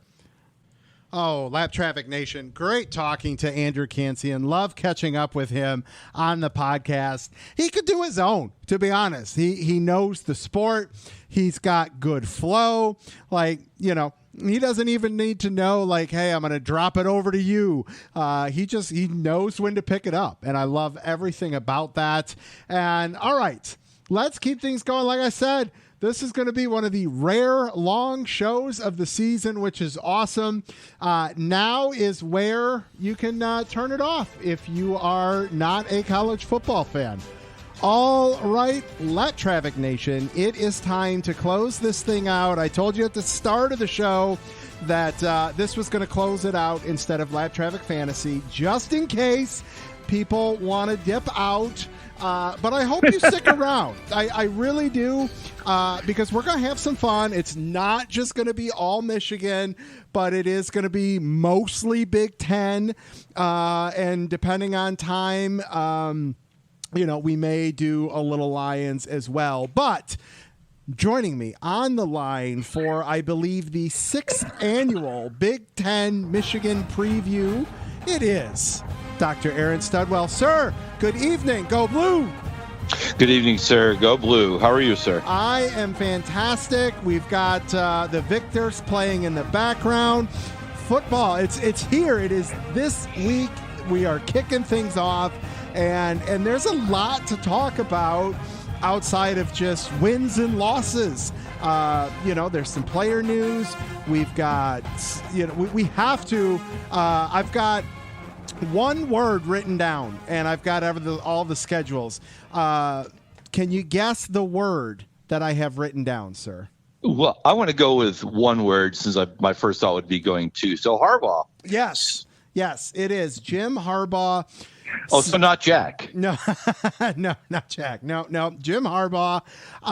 First, it's a 4-game suspension. Then it's a no-game suspension. Then it's a university-imposed 3-game suspension. What are your thoughts? Can we get a hamburger? Can we get a cheeseburger and talk about it? No, please, yes. And cheeseburgers and onion rings are good. We'll split it so that there's no issue there. there's no arguing over the bill. Yes. I think just getting ahead of it. I think, you know, I know the backstory. I can't say the backstory. I know the backstory, Fair but enough. This is all silliness. Yes. This is the NCAA being its inconsistent worst.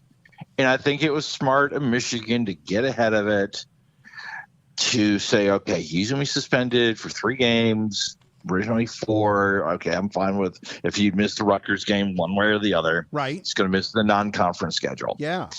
It is just, I'll say it's absolute silliness. But, yeah, I think Michigan's taking the right route. But I think Michigan's also going to be Michigan football, and maybe the whole athletic department is going to be under a microscope. Yes. They're going to be looking for anything. And then they're going to say lack of institutional control, or they're going to say, there's a problem with the department. And it's frustrating. And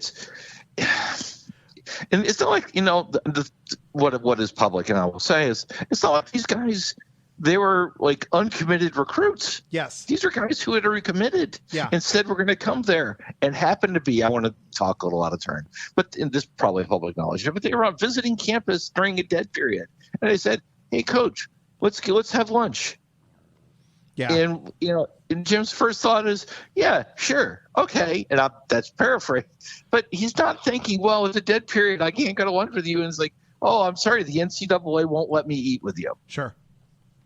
Yeah. No, I'm with you. And as the listeners that are still here, Dan Wetzel, who's been on this podcast a number of times, he was on one of my favorite podcasts, the Drew and Mike Show, a couple weeks ago or last week, and was talking about, one, like you said, the silliness and craziness behind it, but two, and so here's the thing that I think really hurts the NCAA's credibility, which to me is kind of like NASCAR officiating sometimes, right? Like, is it a caution? Right. How come it was a caution here? How come it's not? How come this is a violation in here, but it's not with this school? There's a lot of parallels and consistencies of inconsistency, if that makes any sense. And, the thing that Dan Wetzel was talking about was the NCAA really shot themselves in the foot when the Twitter account of the NCAA started trolling fans. Like that, if you want to talk about just discrediting yourself, that did it right there. But my question, leave that to Wendy's. Right? Yeah. The question that I want to throw back to you is, once this all gets situated, if the NCAA wasn't willing to accept the 4-game suspension from whatever committee it was that went through this initial review here, why would they accept a 3-game suspension from Michigan self-imposed? Because they obviously didn't like the 4 and wanted more. So, is this a case of, all right, now here's my thought, right? Because what's the second game of the schedule next year? Isn't that a big non-conference game or something like that? As things stand right now, I believe that is supposed to be Oklahoma. But with all this conference realignment, yeah, I don't know who's going to be playing where. I'm sorry, it's Texas. Texas, yes, okay. So for me, I'm wondering if Michigan's trying to get ahead of it to where, okay, we probably know more games are coming. We're really stacked this year, and we're really not worried about East Carolina, UNLV, or Bowling Green. Let's get 3 games out of the way now, so hopefully it's only 1 or 2 games next season. That's really where my thought process is behind it. That's when you started saying that, that's exactly what I thought. The source I just looked at for the schedule already has USC and UCLA on the schedule for next year. Yeah. Yeah. Now, and here's the thing this is where Harbaugh could be Harbaugh. And, unfortunately, I think it would suck for us as Michigan fans. But if Harbaugh just goes, all right, now I'm really going to go back to the NFL and give the big middle finger to the NCAA. I've heard that too. Yeah. I've heard that on media sources, not inside sources, just to clarify. Yeah. Yep. All right. So let's talk a little player retention, because I mean, and I think this is where you got to start when you're going to start looking at, your schedule and wins and losses from a fan perspective, like we're about to do here. Michigan really brought back a lot of players, which is fantastic. By all ranking accounts, Michigan's brought back the number 1 and number 3 running back in the country. So that's amazing. Quarterbacks only gotten better. I want to turn it over to you to further comment on our quarterback as well as our wide receivers, and then we can dive into the defense a little bit. Well, I'll have to start with JJ. I'm glad. I actually want to start with the running backs real quick, and I want to say to everybody who came back, which I doubt they're listening, but maybe it gets out there. Thank you. And honestly, in a broader scope, I wonder if they had beaten TCU, but then maybe gone and lost to Georgia, Would they be coming back? Would it really be as much, quote, unfinished business, which was a phrase that was tossed around a lot? Yeah. No, I think maybe one, maybe not as many for sure. Because at that point, I mean, it's even more clout. It probably would have even been higher draft stock. You would have gotten the bowl win plus the playoff win. I think that if they would have gotten to the national championship game and lost, it would have been a different story for sure. Yeah. So looking at the, you want to hit wide receivers next? Yeah, sure. Go ahead. Especially at the outside, I think it's a very mature set of wide receivers with Wilson and Johnson out there, Cornelius. Yeah. Depth, I think we're lacking a little bit, but I know there's been a lot said about Frederick Moore and Carmelo English coming in as true freshmen. But yeah, they're going to be further down the depth chart. Darius Clemens, I believe he had a pretty good year last year. Didn't get much playing time except for maybe end of games, but I think we've got two solid, experienced wide receivers, and then I'll roll in Loveland at tight end. I think even when Schoonmaker was hurt towards the latter part of last year, Loveland stepped in and was not a drop off in talent. No, I agree. Absolutely. They've been fortunate to finally have some winning seasons and to start stealing some of these players. Like I'm looking at, I pulled up the roster and just looking at where some of these guys have come from.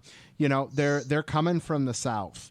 They're coming from the West Coast. And that's where we were lacking a little bit. And finally, with some winning seasons, some consistency.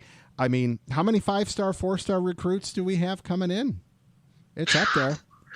Yeah, I'm going to say somewhere in the 18 range. Yeah. 12. I mean, I think, what was it? I think we had, we were top 4 or 5 in on sign or commitment day or whatever the hell you want to call it. So.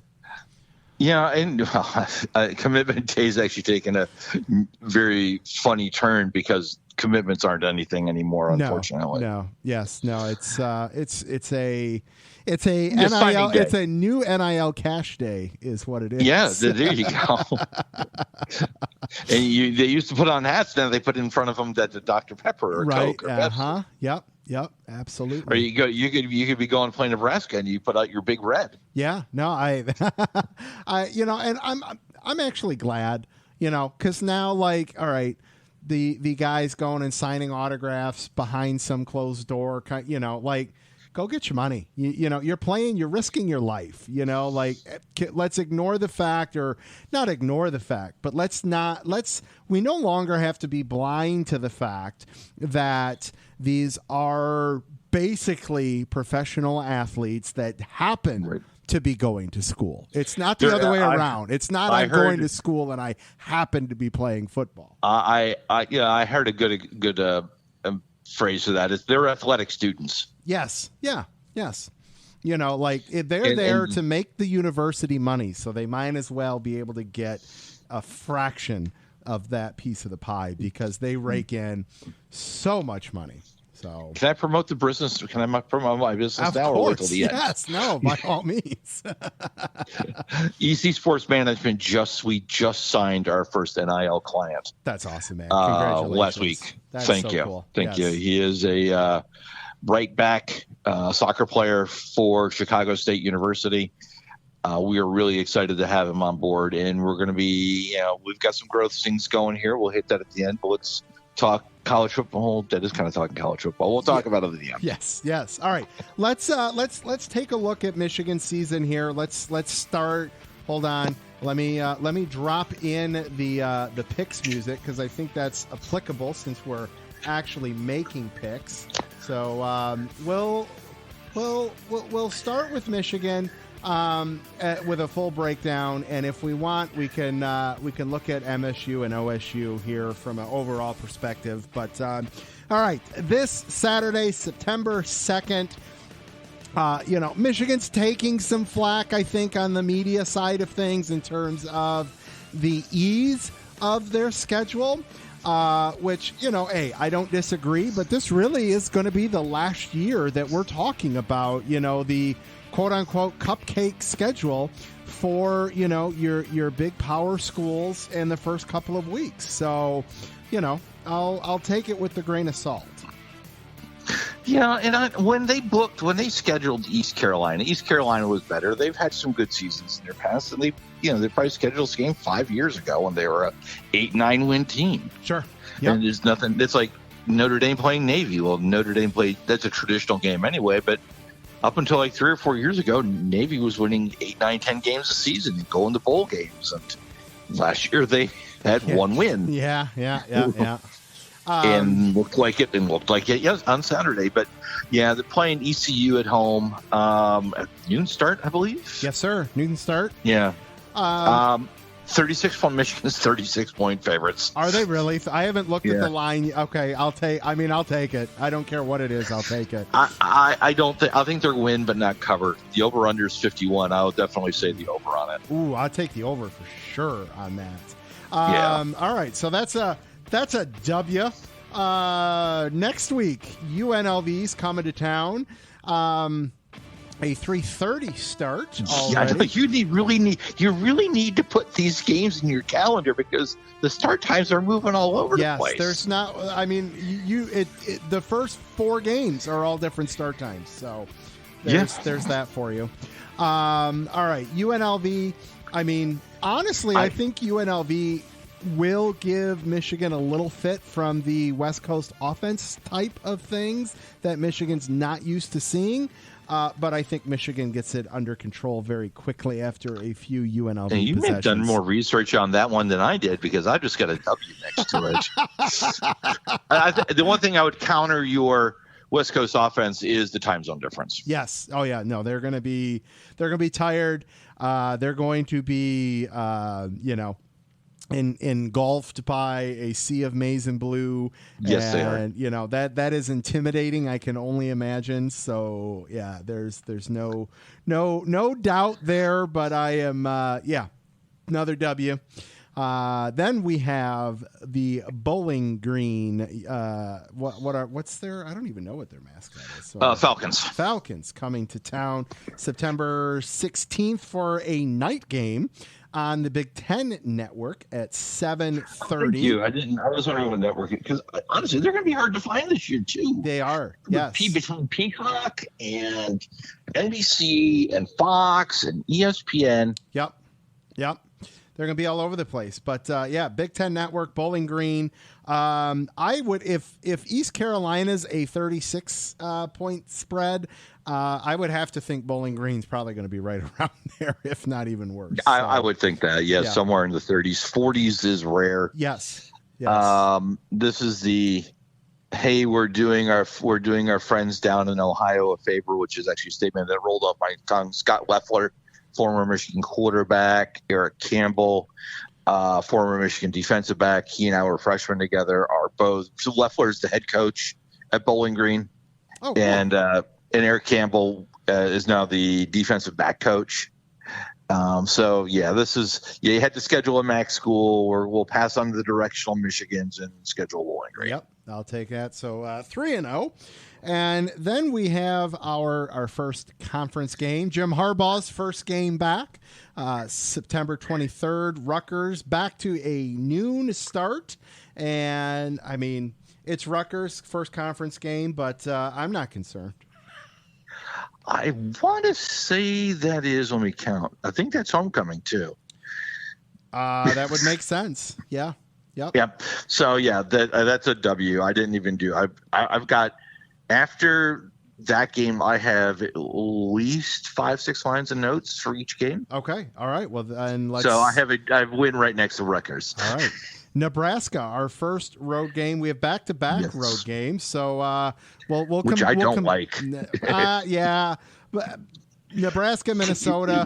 I will let you start with your notes then for our 2 back-to-back road games, Nebraska, Minnesota.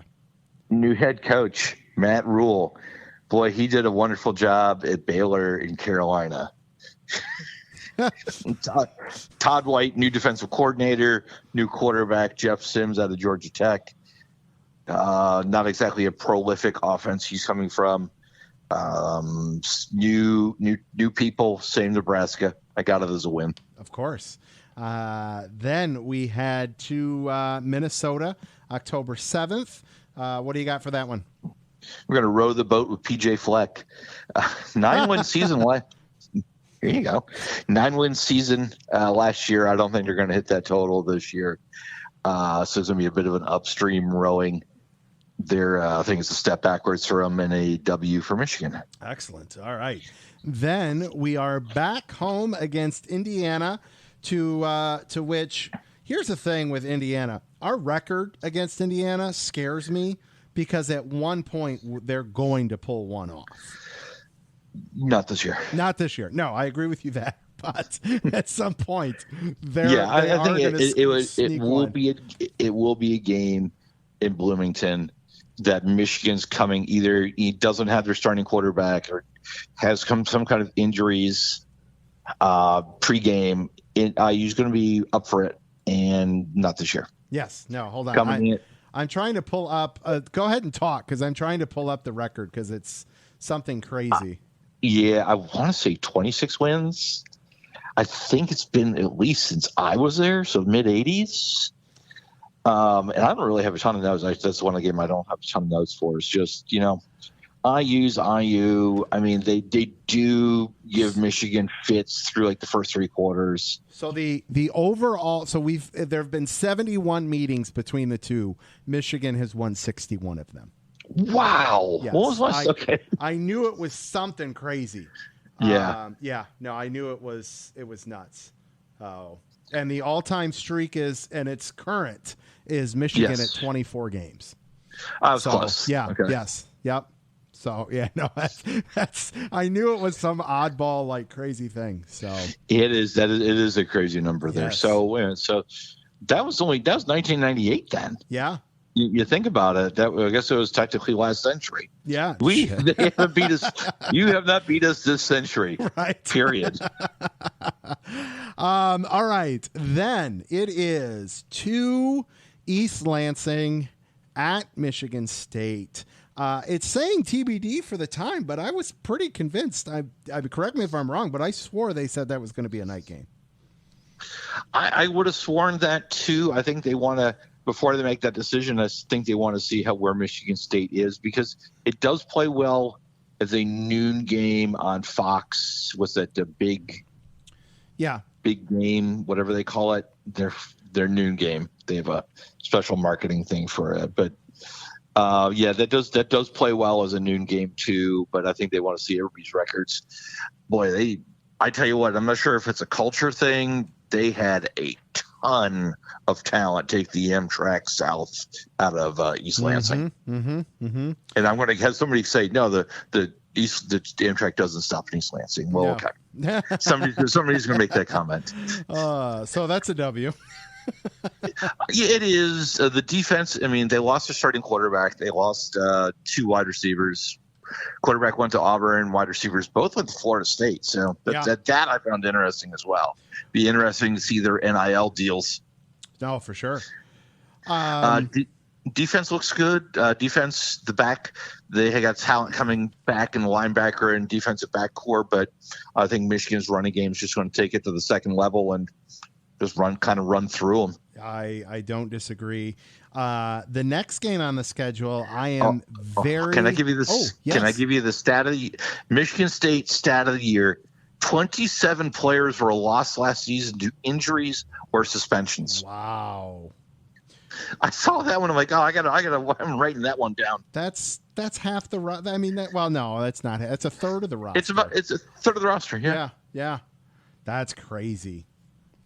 That's nuts.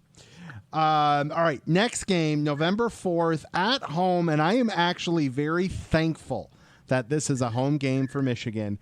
The Purdue Boilermakers are coming to town, a rematch of the Big Ten championship game. If this game would have been in at Purdue, I'd have been actually a little nervous. But the fact that they're going to be in the big house gives me a little peace of mind.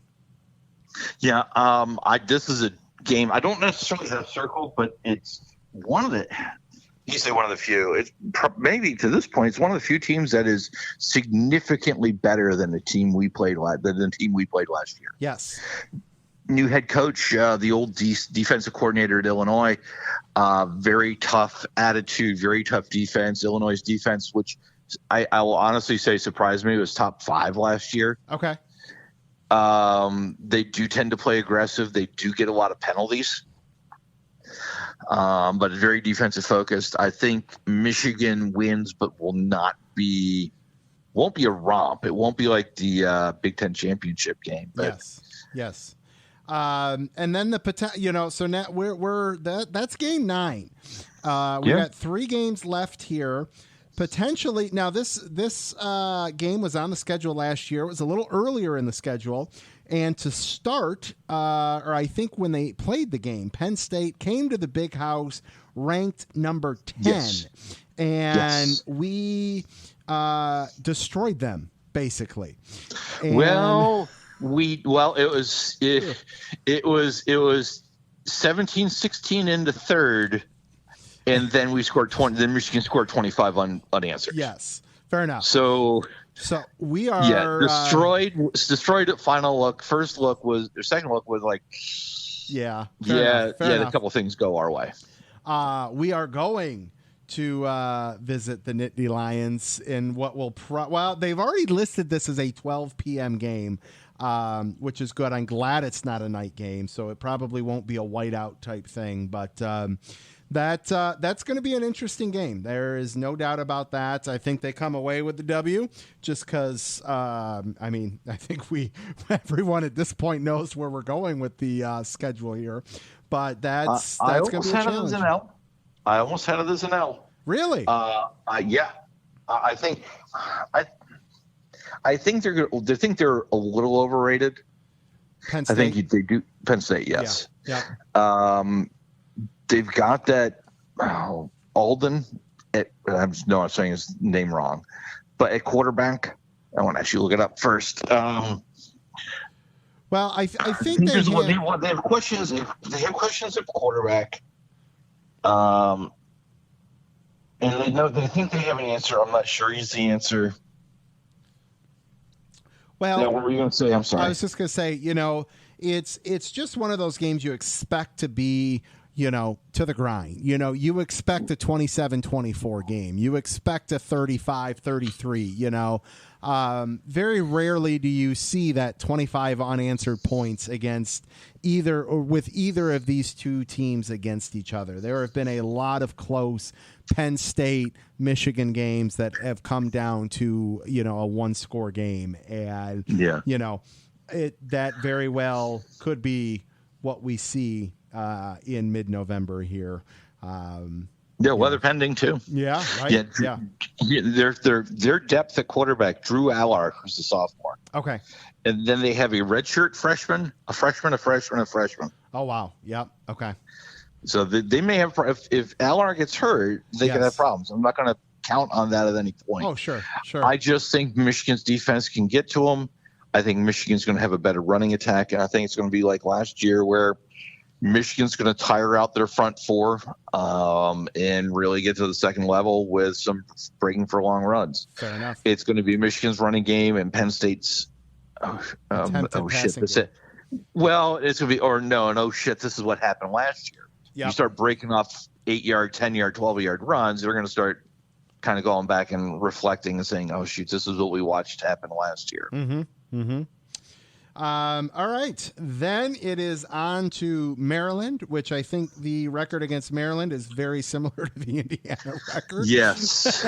And so there's a W there. And then the big one. I'll be at that game. Oh, very cool. Very cool. The Ohio State Buckeyes make the trip back up after what was last year. Huh? Don't emphasize the. How dare I? The Buckeyes will be coming up to Ann Arbor for what I'm very excited about because we very well could see let's just break off for a second over to OSU. I'll just read it through very quick. they start on the road at Indiana. Then they're home against Youngstown State, home against Western Kentucky, at Notre Dame. Who knows what Notre Dame we're going to see. Then it's home against Maryland. Then it's at Purdue, home against Penn State. Then it's at Wisconsin, at Rutgers. Then it's home against Michigan State, home against Minnesota, then up to the Big House. I mean, honestly, if I'm being honest, OSU has a tougher schedule than Michigan, which isn't saying much. The fact that they play Penn State and Wisconsin back-to-back, that very well could be a challenge. Who knows what Notre Dame is, So they have – I'm going to assume that they come to Ann Arbor 11-0. I hope they come to. I think that is a very bad assumption. But go on. Well, I mean, from the narrative, from the fan standpoint, from the narrative. Got it. I want back-to-back Michigan, OSU 11-0 schools. I want that because then it just means that much more when Michigan goes and gets that 12-0 W, goes to Indiana for the third time in a row. And then, as we can wrap this up with a nice little bow, when we were talking about Blake Corum coming back for that unfinished business, and they can go and get it done.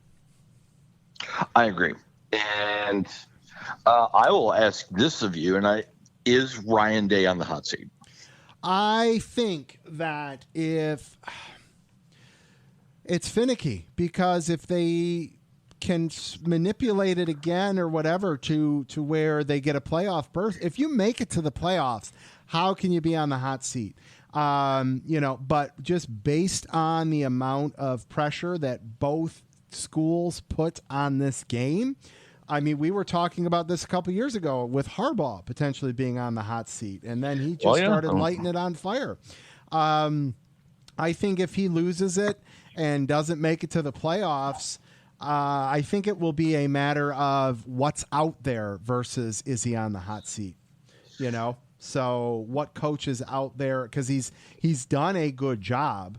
You throw away the Michigan game, he has a great record. Yes. So from that regard, I think it will be is there anybody better? So does that really stump teams? Does it become a need for a cultural change? Man. And this gets into the more the esoteric part of it, and they get questions, and they'll have it figured out by November. Oh yeah, they'll have it figured out by the conference schedule. Yes, their questions at quarterback. Yep. I can't see him play, but having them play both McCord and Brown. No, they're not going to rotate.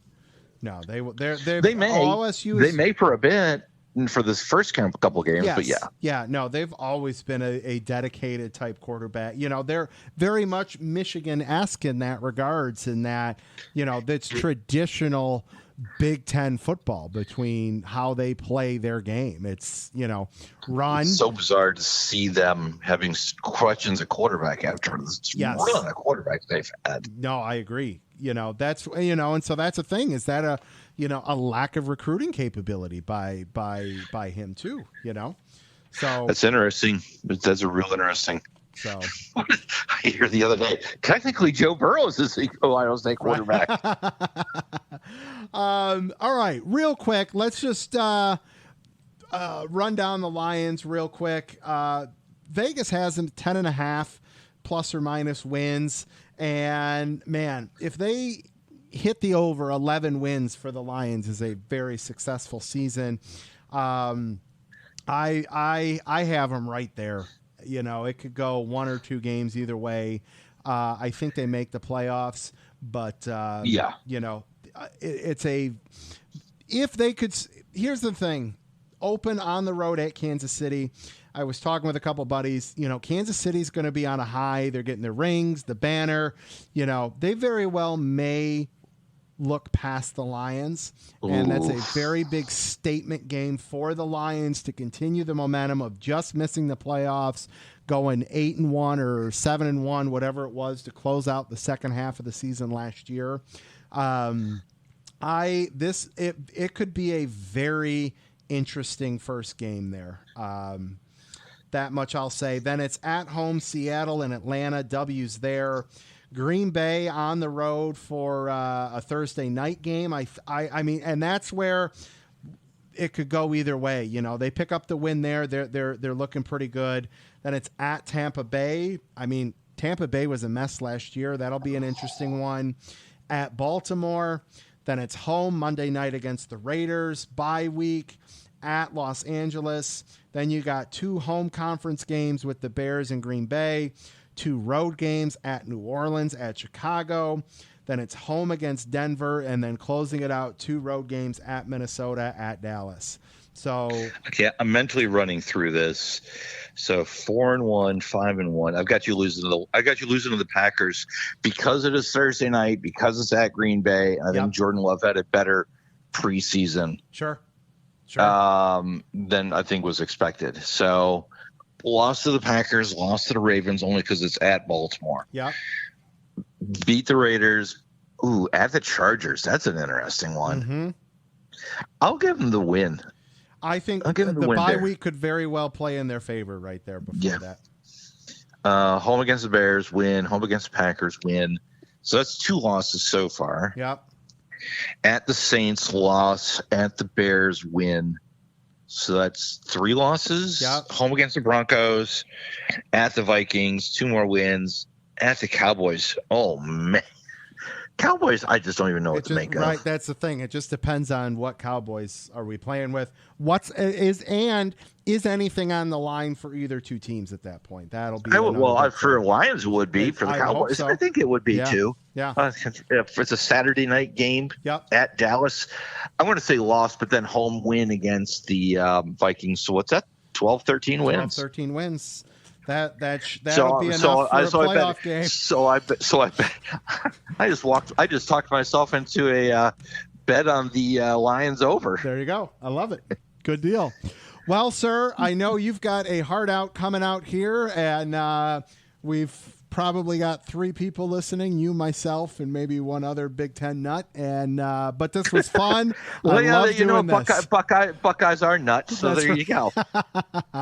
All right, Lap Traffic Nation, there you have Dr. Aaron Studwell. Sir, we didn't even talk 1 ounce of NASCAR, but we'll have to just have you and Brian on here in a couple weeks and break down some playoffs or something. Well, we did placate Brian. We did give Purdue their props. We did. Well, the key will be if he tells us that we gave him his props to know if he listened. So. Well, that's true. That was the key. That's kind of like, you presume he's listening, but we gave him his props. Yep. I'm going to do a little self-promotion. Yes. And a lot of your listeners know me at RaceWeather. We're continuing that effort. We appreciate your support every day, every race weekend. I love it. For those who don't know, we are also at EC Sports MGMT. EC Sports Management is the long version. We are primarily in racing, both in U.S. and Europe, as well as football/soccer. We are making an entree into NIL, focused on an upcoming effort to get into the NFL as a sports management company. So we'd appreciate your support. Give us a follow. You want to see what we're doing, go to the website Go to the website ecsportsmgmt.com. Awesome. Excellent. Thank you, sir. Appreciate you very much. Good catching up, and we will talk to you soon. Sounds good. Looking forward to it. Go Blue. Go Blue. We'll see ya. All right, Lap Traffic Nation, I hope you enjoyed that. If you're still here and listening at this very moment, an hour and 52 minutes in, I appreciate you. I thank you. Don't forget to follow on Twitter at LapTrafficPC. Tell your friends. Huge thank you to Grant Enfinger, Gage Rodgers, Andrew Cansian, and Aaron Studwell. I'll be honest, we'll see if we get something put together for next week or not. Who knows? Up in the air at this point, but we will be back here in the worst case in a week or 2. Don't get caught chasing the lucky dog. Tune in each and every week to the Lap Traffic Podcast. See ya. Go Blue.